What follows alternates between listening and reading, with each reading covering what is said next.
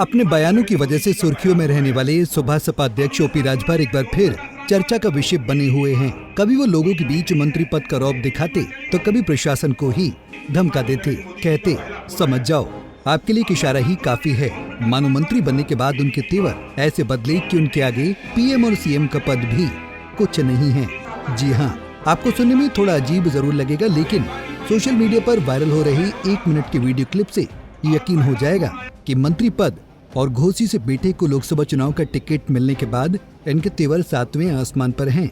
दरअसल घोसी लोकसभा सीट पर 7वें चरण में चुनाव होगा, जहां से एनडीए ने ओपी राजभर के बेटे अरविंद राजभर को टिकट देकर चुनावी मैदान में उतारा है।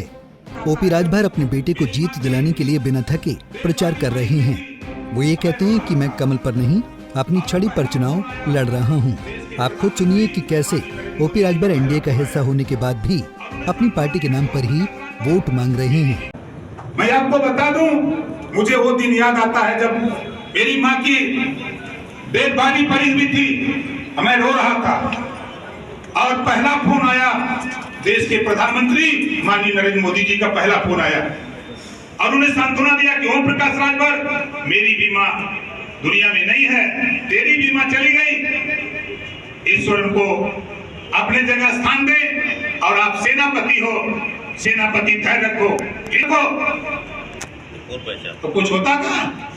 हजारों माँ डेरी में नहीं है देश में, लेकिन साथियों मैं आपसे इतना कहूंगा, जो दर्द आपका है, जो दर्द आपका है वही दर्द हमारा।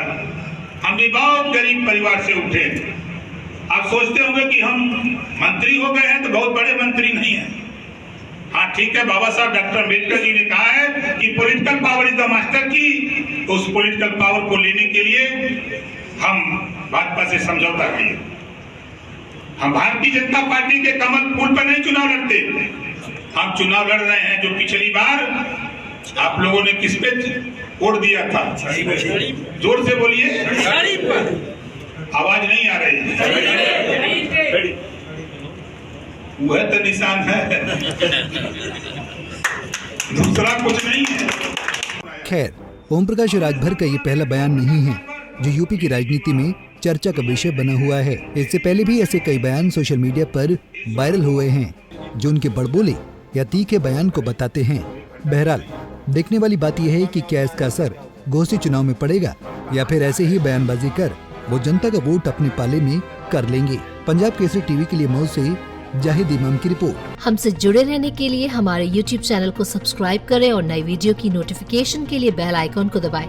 अगर आप ये वीडियो Facebook पर देख रहे हैं तो लाइक जरूर करें और ज्यादा से ज्यादा शेयर करें। धन्यवाद।